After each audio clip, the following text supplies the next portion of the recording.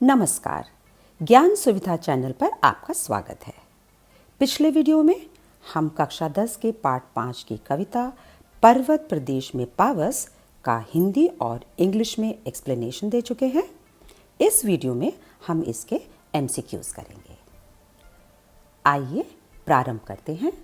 पहला प्रश्न है, पर्वत प्रदेश में वर्षा ऋतु में क्या होता है? बादल अधिक तथा वर्षा कम होती है, सूरज दिखाई नहीं देता, पेड़ कम हो जाते हैं या फिर बड़े बड़े तालाब बन जाते हैं।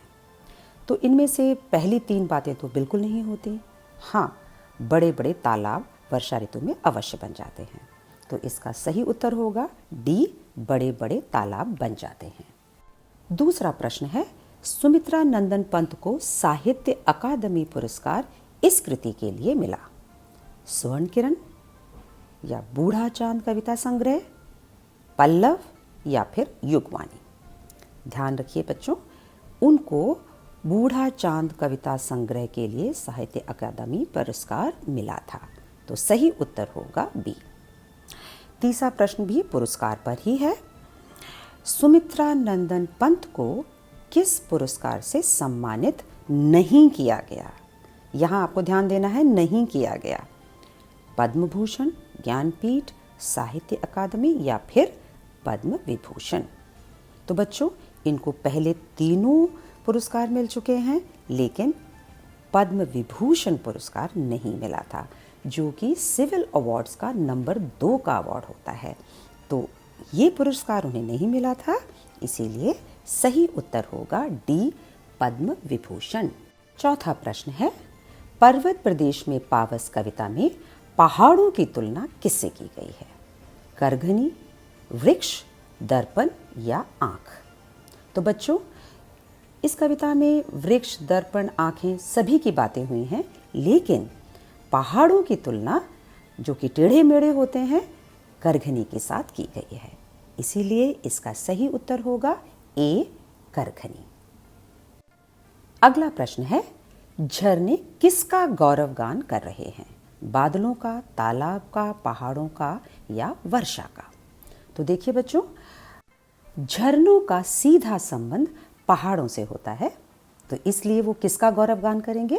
क्योंकि वो पहाड़ों की ऊंचाई से गिरते हैं, तो वो पहाड़ों का गौरवगान करेंगे, ना कि तालाब, बादल या वर्षा का।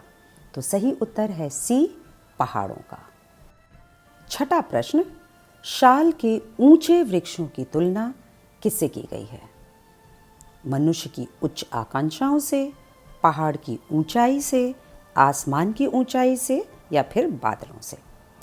देखिए बच्चों, पहाड़, आसमान, बादल सभी शाल के वृक्ष की तरह ऊंचे होते हैं, लेकिन क्योंकि यहाँ पर मानवीकरण अलंकार का प्रयोग किया गया है और शाल के ऊंचे वृक्षों की तुलना मनुष्य के उच्च आकांक्षाओं से की गई है, इसलिए इसका सही उत्तर होगा ए, मनुष्य की उच्च आकांक्षाओं से।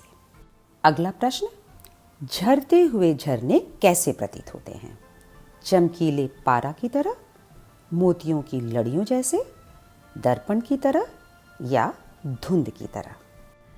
पहाड़ों से जब झरने नीचे बने तालाब में गिरते हैं तो फेना बनाते हैं, झाग बना देते हैं, जो कि बबल्स होते हैं, और इसमें जो पानी की बूंदें हैं सफ़ेद चमकते हुए मोतियों जैसी लगती हैं। ऐसा लगता है चारों तरफ मोती बिखर रहे हों, इसलिए झरते हुए झरने कैसे प्रतीत होते हैं? बी, मोती की लड़ियों जैसे। यही इसका सही उत्तर है। आठवां प्रश्न, मौसम बदलने पर शाल के वृक्षों को क्या हो जाता है? वे पृथ्वी में धंस जाते हैं, बादलों के नीचे अदृश्य हो जाते हैं, उनका प्रतिबिंब तालाब में दिखता है या उनकी पत्तियां झड़ने लगती हैं? देखिए, यहाँ पे हमें उत्तर कविता के आधार पर देना है। तो कविता के आधार पर ऐसा ज़रूर लगता है कि वो पृथ्वी में धंस गए हों, पर क्या वो सचमुच धंस जाते हैं? नहीं, वो तो केवल बादलों के नीचे छुप जाते हैं, क्योंकि बादल इतने नीचे आ जाते हैं कि वो पेड़ कुछ समय के लिए दिखाई देना बंद हो जाते हैं। तो इसीलिए कविता के आधार पर सही उत्तर है बी, बादलों के नीचे अदृश्य हो जाते हैं। अगला प्रश्न है, अवलोक रहा है बार बार नीचे जल में निज महाकार। इन पंक्तियों में कौन किसे देख रहा है? पहाड़ आकाश को देख रहे हैं, पेड़ आसमान को देख रहे हैं, पर्वत फूलों को देख रहे हैं, या पहाड़ तालाब में अपना प्रतिबिंब देख रहे हैं? तो अगर इन पंक्तियों के आधार पर देखें, नीचे जल में निज महाकार, तो नीचे जल में अपने महान आकार को, सबसे महान आकार किसका होता है? पहाड़ का होता है, और उसी पहाड़ के नीचे तालाब बन जाता है बरसात के पानी में। तो बाकी तीनों चीज़ें सही नहीं हैं, ए, बी या सी। सही उत्तर होगा डी, जिसमें पहाड़ तालाब में अपना प्रतिबिंब देख रहे हैं। 10वां प्रश्न है, नस नस तथा झरझर में कौन सा अलंकार है? अनुप्रास, मानवीकरण, पुनरुक्ति या सौंदर्य? तो देखिए यहाँ पे एक ही शब्द का 2 बार प्रयोग किया गया है, नस नस, झर झर।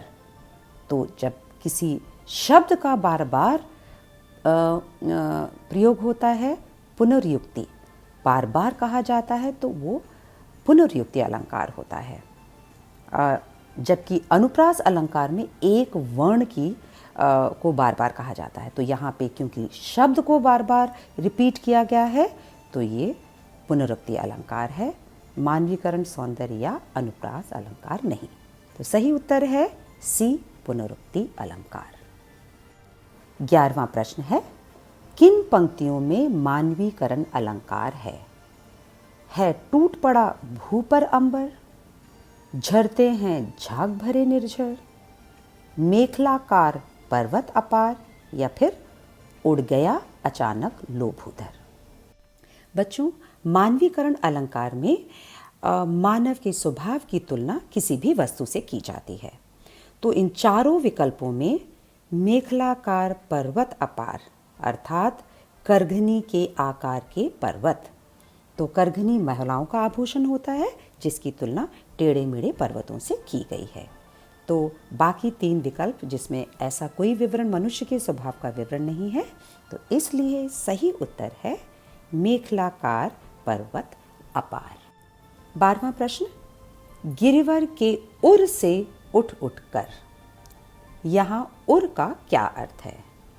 हृदय, पर्वत, वृक्ष या बादल? तो उर हृदय को कहते हैं, तो सीधा जवाब होगा ए, हृदय। अगले प्रश्न में पद दिया गया है। इस पद में रव शेष रह गए हैं निर्झर का क्या भाव है? झरने शोर कर रहे हैं, झरनों से मोती की लड़ियां गिर रही हैं, अदृश्य झरनों की आवाज आ रही है, या फिर झरने अदृश्य हो गए हैं? बच्चों, यहाँ चारों विकल्प बहुत मिलते जुलते हैं, लेकिन आपको सबसे सही विकल्प चुनना है जिनमें इन पंक्तियों का सार दिया गया है। रव शेष रह गए हैं निर्झर, इसका मतलब है केवल झरनों की आवाज़ सुनाई पड़ रही है, वो दिखाई नहीं पड़ रहे। इसलिए सबसे सही उत्तर है अदृश्य झरनों की आवाज़ आ रही है, यानी कि सी। अगला प्रश्न है, उड़ गया अचानक लो भूधर, यहाँ अचानक कौन उड़ गया है? पर्वत, बादल, धुआं या कोहरा? देखिए बच्चों, बादल, धुआं, कोहरा सभी उड़ते हैं, लेकिन इन पंक्तियों के आधार पर उड़ गया अचानक लो भूधर, भूधर किसे कहते हैं? पर्वत को कहते हैं। कविता के अनुसार पृथ्वी पर बादल इतने नीचे आ चुके हैं कि उन्होंने सब कुछ ढक लिया है, पर्वत दिखाई नहीं पड़ रहे और ऐसा लगता है कि वो कहीं उड़ गए हों। तो इसलिए सही उत्तर होगा ए, पर्वत। अगला प्रश्न है, यूं जलद यान में विचर विचर था इंद्र खेलता इंद्रजाल। इन पंक्तियों में जलद यान का क्या अर्थ है? हवाई जहाज, पानी पर चलने वाला यान, जल्दी चलने वाला यान या बादलों से बना वाहन? बच्चों, जलद का अर्थ होता है जल देने वाला, और हमें जल कौन देता है? बादल देते हैं। वर्षा बादलों में से आती है, तो इसलिए सही उत्तर होगा बादलों से बना वाहन, जलदयान। यहाँ तैरते हुए बादलों को यान की उपमा दी गई है। अंतिम प्रश्न है, यहाँ इंद्रजाल का क्या अर्थ है? बादलों का जाल, जादूगरी, इंद्र का जल या खिलौना? कविता के अनुसार ऐसा प्रतीत होता है कि इंद्र कोई जादू का खेल कर रहे हों, तो इसलिए ये इंद्र का जाल या उसका जल या कोई खिलौना नहीं है, बल्कि इसका सही उत्तर है बी, जादूगरी। मुझे विश्वास है कि MCQs के द्वारा आपको कविता और अच्छी तरह समझ में आ गई होगी। अगले वीडियो में फिर मिलेंगे, तब तक पढ़ते रहिए और बढ़ते रहिए।